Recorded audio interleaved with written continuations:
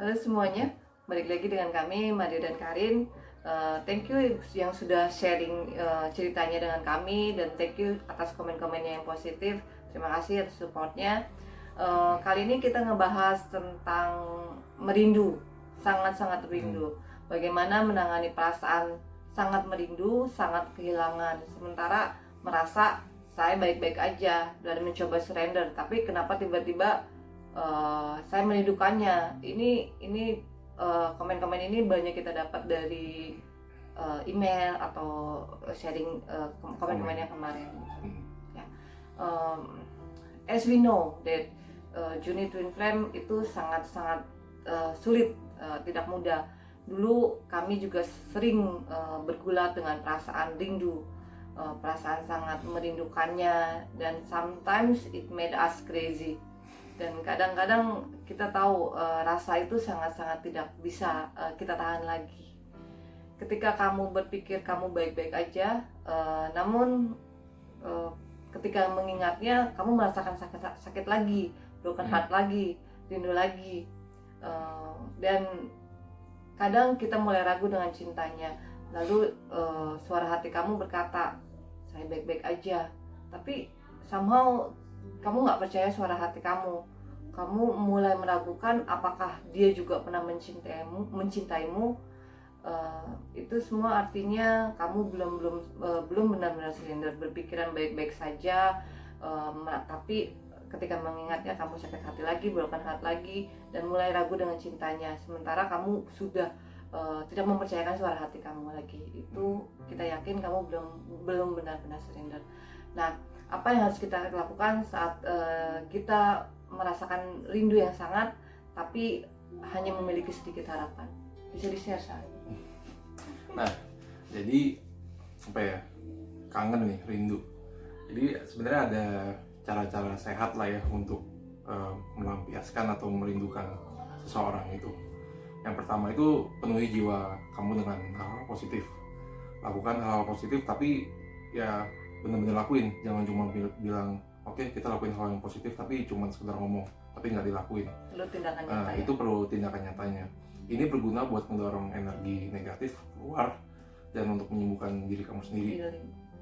Healing. Terus yang kedua itu berinteraksilah dengan orang-orang yang membutuhkan kamu. Dengan teman atau keluarga itu contoh yang terbaik lah ya, interaksinya. Nah, ini penting untuk mengatasi rasa kehilangan seseorang. Jadi mengisi ya? Ya, buat mengisi. Nah, terus yang ketiga ada lagi, coba praktekkan unconditional love, cinta tanpa syarat ya, tanpa mengharapkan apapun. Ini agak susah gampang karena pikiran itu membutuhkan batasan, instruksi bentuk konkret, sedangkan hati kita itu sebaliknya, dia nggak butuh batasan apapun. Ya, sekali lagi pikiran itu kan aturan manusia ya, itu yang aturan manusia itu yang membentuk semuanya.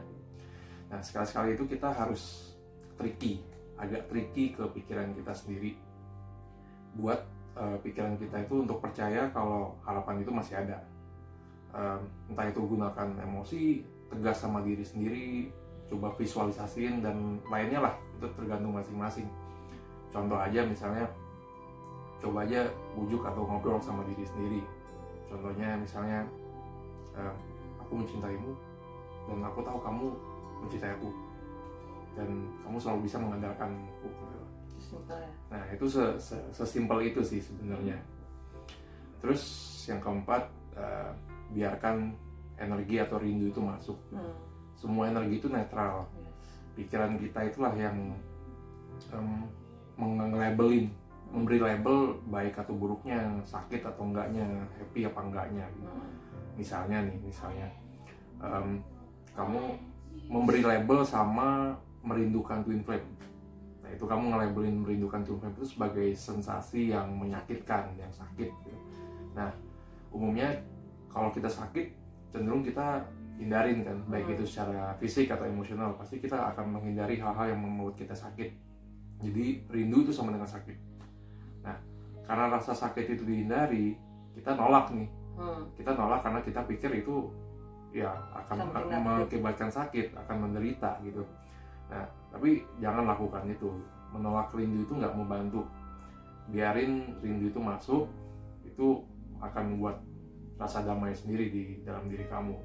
Jadi jangan ditolak. Jangan ditolak, biarin aja. Kalau kangen ya kangen aja, rasain aja gitu, nikmatin rasa kangen itu gitu.